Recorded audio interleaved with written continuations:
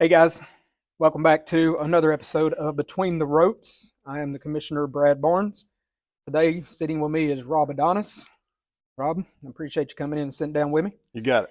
I don't know if anybody's aware of this. Rob has been in wrestling since 1999 is when he started, and did a little bit of research, and I found out that you trained WWE superstar and the member of the New Day, Xavier Woods. Can you tell us a little bit about that?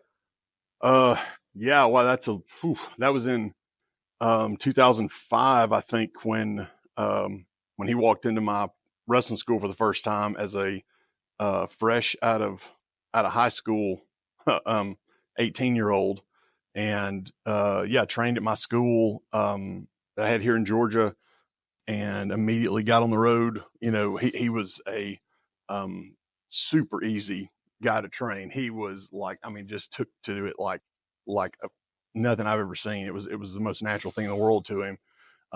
He had a really good amateur background, and he was just already was an athlete. It was funny because he started off and he wanted his he wanted to go by Batman was his thing because he wanted to bring a bat out to the ring with him. So he did that for a little while.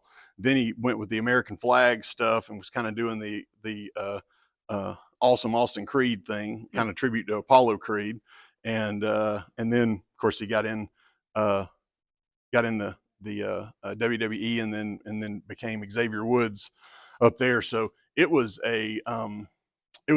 awesome for me because having somebody like that in your school who is just so naturally gifted and um, just, I mean, he just needed a little guidance is all, just kind of finesse stuff, because he walked in the door so incredibly talented. We all kind of knew it would just be a matter of time before he got picked up by somebody. Of course, he had a TNA run for a while. Then he had his long stint that he's been in WWE. So yeah, he's kind of my big claim to fame as far as if I have any big name credibility, I guess it'd be him. It was a pretty amazing thing for me to get to be fortunate enough for him to walk in and just we met. He liked me, and it worked out.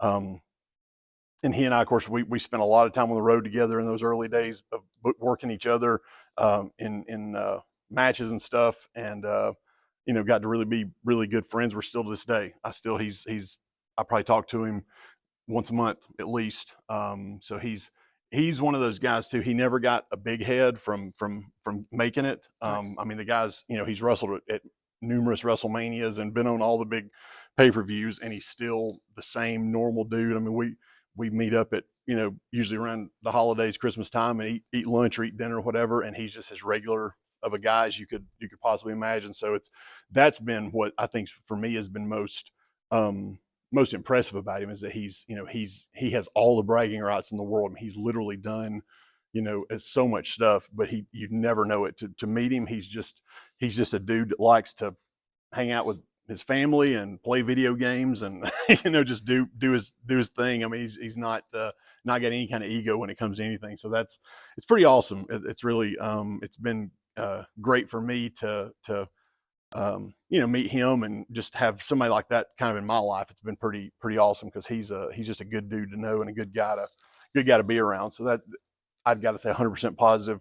That anybody can say anything bad about him, I don't think they're being honest, because there's just nothing. He's just a good dude all the way around. So Now, just one quick question on right. that.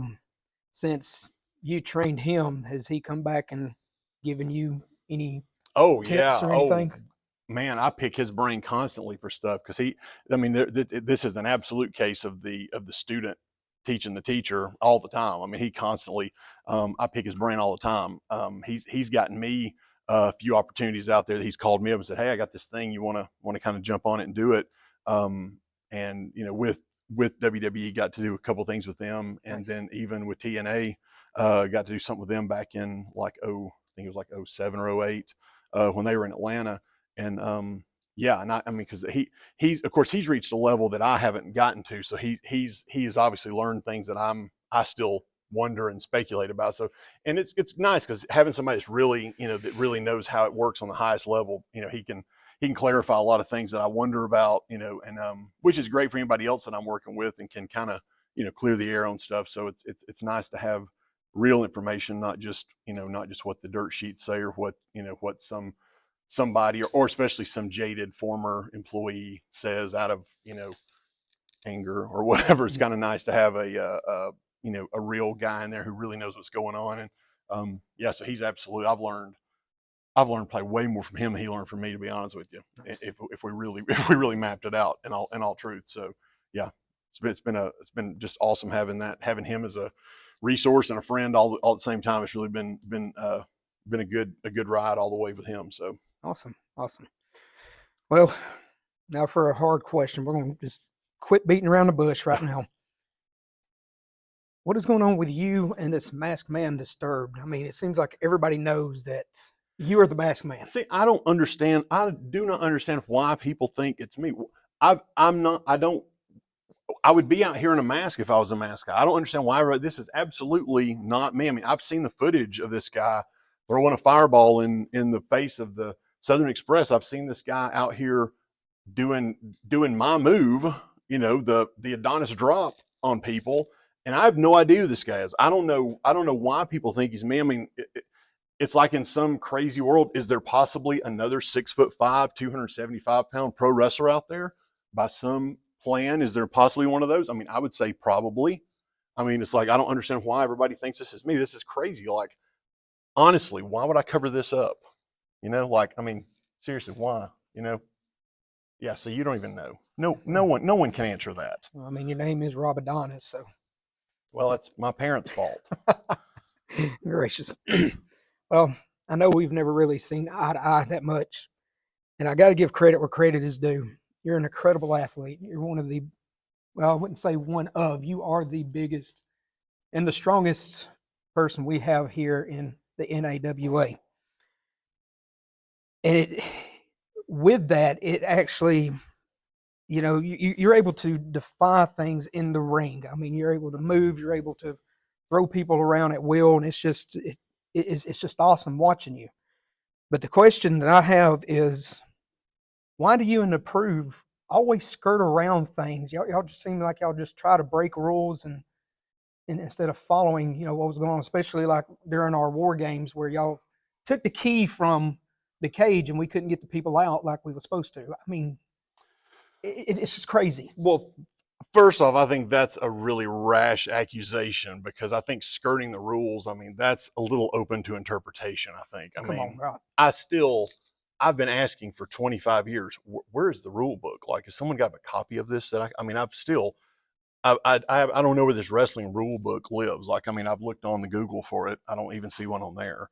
So all these rules you guys are always talking about, I think that's a bit of a liberal interpretation of the word, skirting the rules. But I don't think what we do is at all skirting the rules. I think what we do is we get in and we handle business and we absolutely give the people what they want. I mean, they're clearly here to see us. They want us to get in there and handle things. I mean, you hear them. I mean, we're obviously, the reason that the tickets get sold. I mean, I don't think anybody can question that. And I think it's crazy to think that we have to cheat or we have to do something. I mean, again, I don't even know where this rule book lives. I mean, if there is one, I mean, I'd love to read it, but I've heard about it. But honestly, I think that's a gross misinterpretation of what we're all about. We're all about competition. We're all about winning and showing that we're the best, and absolutely just simply going out there and proving that we are the better athletes. And that's why we held the tag titles. We'd still be the champions, but we held them for almost a year. We'd still be the champions if honestly you and the powers that be within the former organization hadn't put us in such a situation to where it was just unwinnable. I mean, there was just no chance we could do that, what you guys asked us to do. I don't want to go into details because I don't want to get bogged down with the facts right here, but still, I don't remember it being anything close to fair from what I can remember about it. And I think, honestly, I think it's kind of an unfair question. And I think it's an unfair statement to think that we have to cheat to win because, I mean, honestly, look, I mean, hit for hire Bobby Moore, clearly, he was one of the baddest dudes in pro wrestling. Nick Halen, I mean, wrestler of the year. Adrian Hawkins, obviously the one of the smartest guys in pro wrestling, one of the best leaders of the group we could possibly have. And then me, I mean, I'm the biggest dude around here who, like you just said, I can pretty well throw people around at will and bury people when I want to. We don't have to cheat. We can pull anything off we want at will. And I'll be honest with you, that is both offensive and it hurts my feelings all the way around. I thought we were friends. Actually, I knew we weren't friends, but I was hoping one day maybe. But now those hopes have been dashed. And quite honestly, I think this interview is over. I mean, do you even know who you're talking to? I literally have Xavier Woods' phone number in my phone. I promise you, I can pull him up right now. I will give you his phone number. You can call him. Okay? His phone number, okay? Listen to this, all right? Area code